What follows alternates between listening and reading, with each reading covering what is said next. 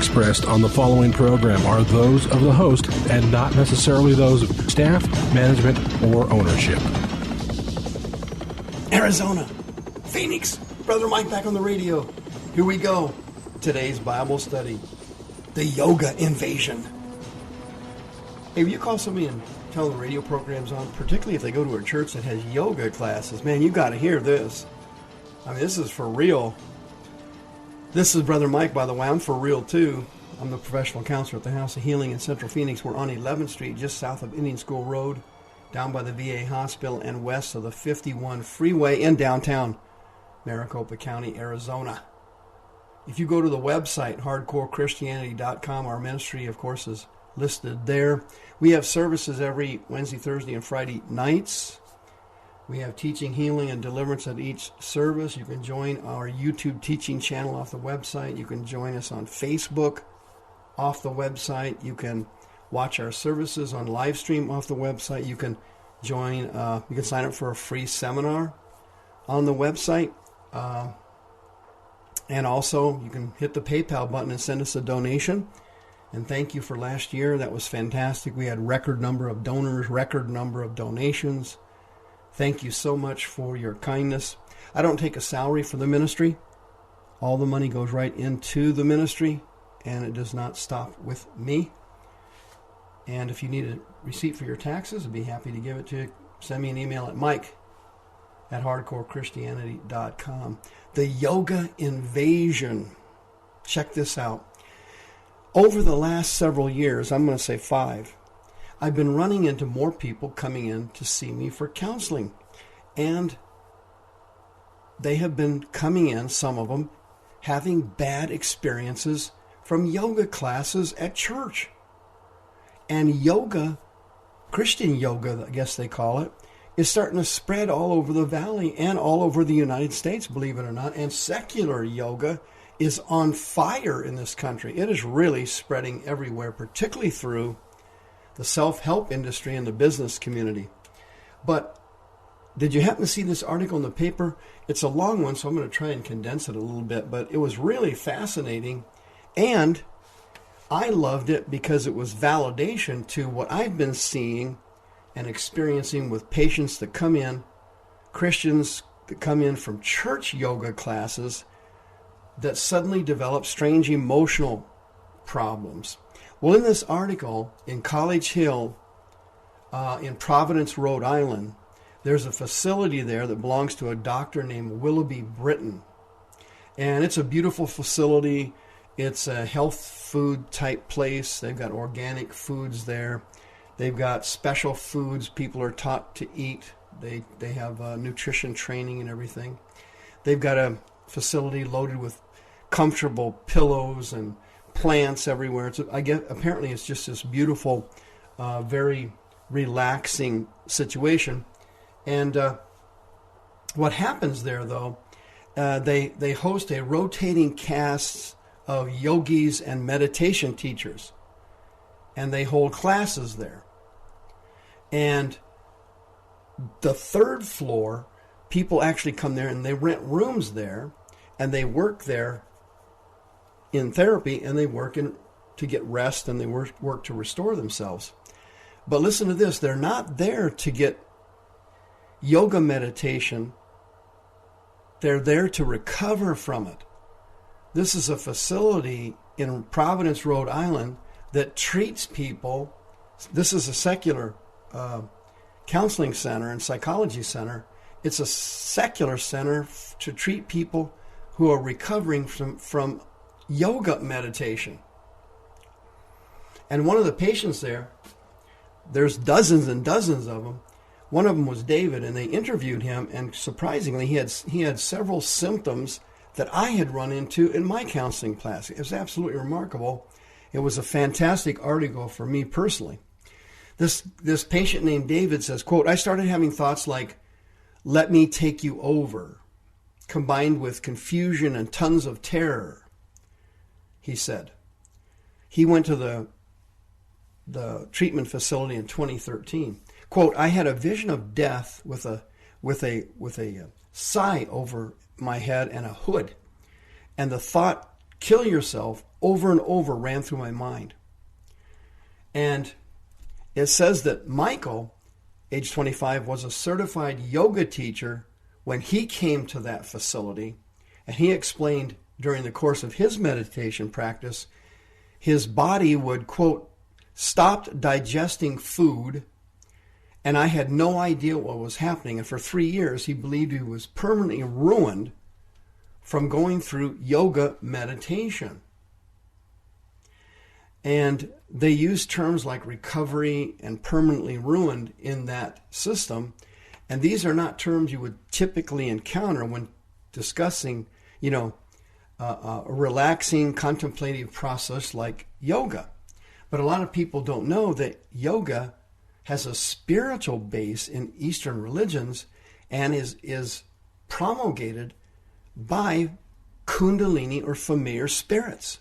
And even the Christian yoga in churches that teach you to meditate and clear your mind and relax your body and your mind are opening doors to picking up these Kundalini spirits. And the facility, the article says, gets regular phone calls and emails and letters from people all around the world, literally, and they're all in variously different stages of impairment. Most of the people that call the facility, they said, worry that people will not believe them, that they will not understand them, and that their stories of meditation-induced affliction are actually fabricated. That's what they're thinking when they call. And this investigation project that they're doing there is called the Dark Night Project. You can look that up on the internet, the Dark Night Project. In this process, they document and analyze and publicize accounts of adverse effects of contemplative meditation practices. And the one patient in this article, his name was David, as I mentioned earlier. He came from a very normal family, had a good upbringing, and when he first started in meditation, he said it was working out great for him. He was sleeping better. He was relaxing more. He felt, at some time during his sessions, he felt some electrical shocks in his body. He felt little subtle vibrating in his body. And he felt like stuff was kind of dropping off of him or dropping away from him. But later on, he said there was a persistent consciousness that the thoughts and things were not from him. They seemed to be from another source, he explains in the article. And he said the meditation started to get much more intense, and it almost felt like, quote, an orgasm of the soul. And he could feel it through his entire body. And the good feelings and the rest and the relaxation he initially got from medication did not last. And later on, he goes through his testimony about how his friends left him because he had so many weird stories about things that had happened to him while he was meditating. He developed this sense of fear that he was losing his mind or he was going crazy. He said he felt extremely sensitive and vulnerable and naked. He didn't know what to do with himself. He had this strange urge to start traveling around or moving. He went to Korea and taught English for a while, then he dropped out. And later on, he said his life kind of started to lose meaning. He felt spiritually and emotionally dead. He didn't seem to care about anything anymore. And all the things that he used to do, parties, happy hour, drinking, music, dancing with friends, dating. He said all of it just literally turned to dirt. He didn't even enjoy eating anymore. And these symptoms that he's going through here in this article were similar symptoms that I had seen in Christians coming from church who had gotten involved in Christian yoga. And people don't understand how dangerous yoga really is.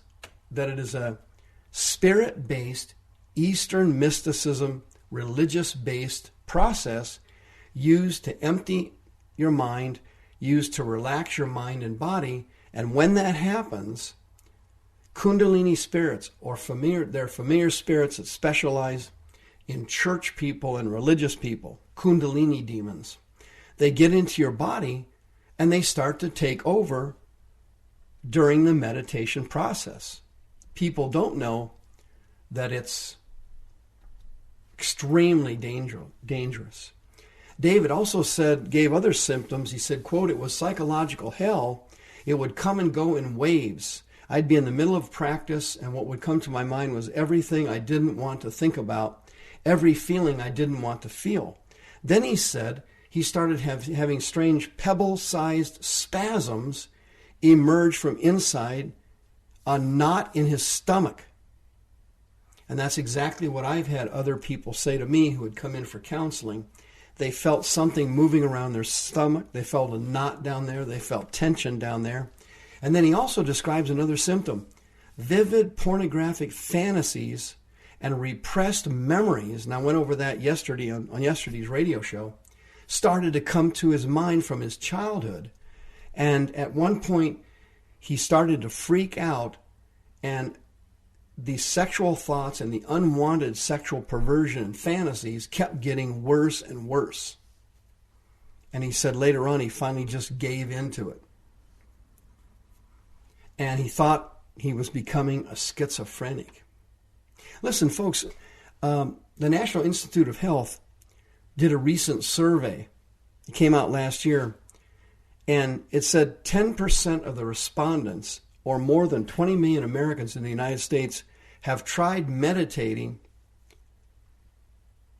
in recent years. And that meditation has been increasing from a survey in 2002.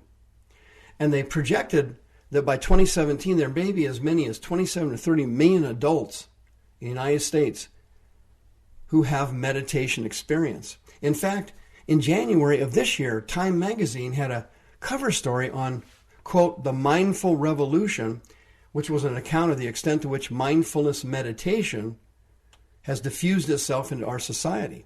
Mindfulness meditation is a similar process to yoga that business professionals use to work and eat and parent and teach and test and grow and spend money and different things more successfully.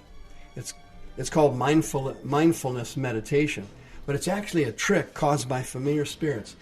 Listen, if you've had bad experiences with yoga and you need help, you're eligible for free counseling services if you're a born-again Christian at the House of Healing, 602-636-5800. If you had a strange experience meditating, even if it wasn't yoga, and you need help, 636-5800, call now.